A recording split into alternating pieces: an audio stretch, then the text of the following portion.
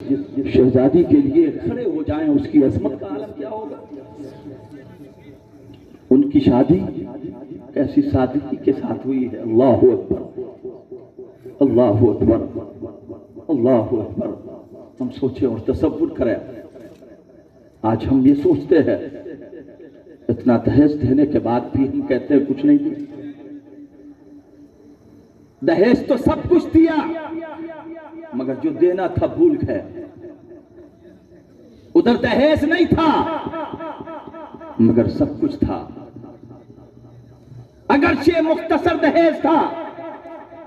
2 چکی تھی ہاتھ سے چلانے والی, 2 گھڑے تھے, ایک چارپائی تھی, ایک گدا تھا جس میں روئی کی جگہ کھجور کی چھال پڑی ہوئی تھی. اللہ اکبر.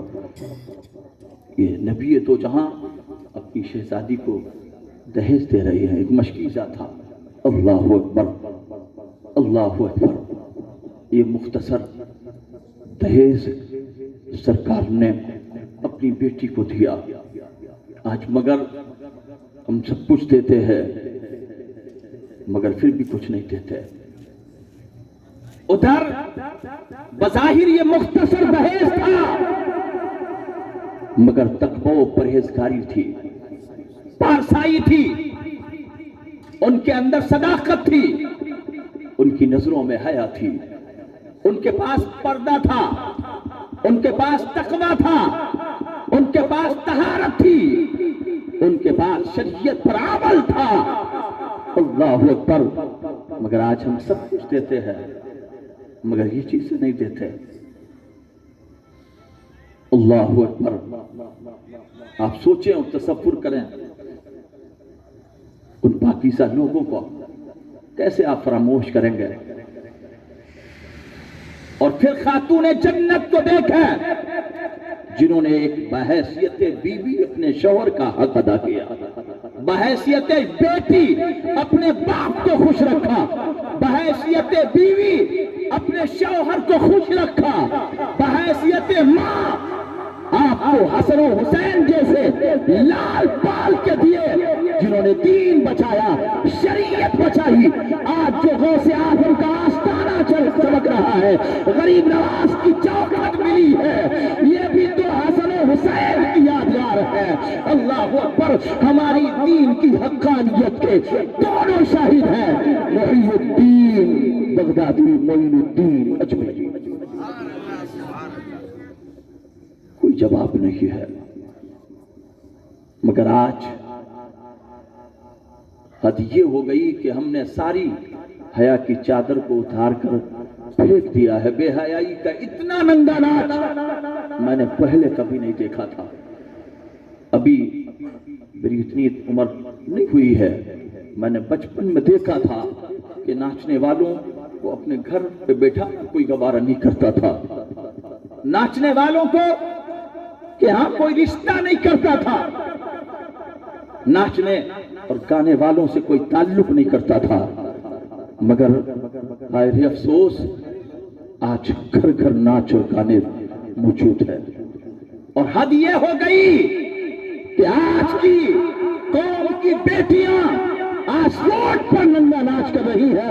کوئی کہنے والا نہیں ہے, کوئی شرم کرنے والا نہیں ہے.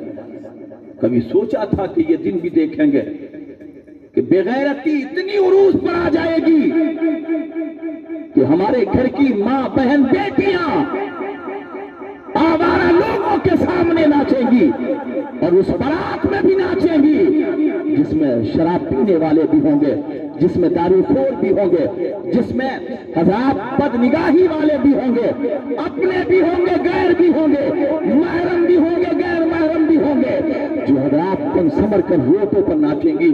کیا یہ سوچا تھا؟ یہ دن بھی دیکھا تھا؟ آج کہتے ہم پریشان کیوں ہیں, آفتیں کیوں آ رہی ہیں؟ کیوں نہیں آفتیں آئیں گی تم پر, عذاب نہیں آ جاتا. یہ اللہ کے حبیب کا صدقہ ہے. آج کون سا گناہ ہے جو ہم نے آج ہمارے معاشرے کے اندر موجود نہیں ہے؟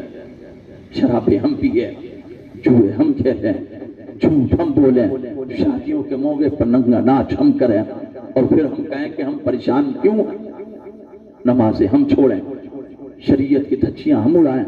اور اس کے بعد بھی کوئی افسوس نہیں، اس کے بعد بھی کوئی ندامت نہیں۔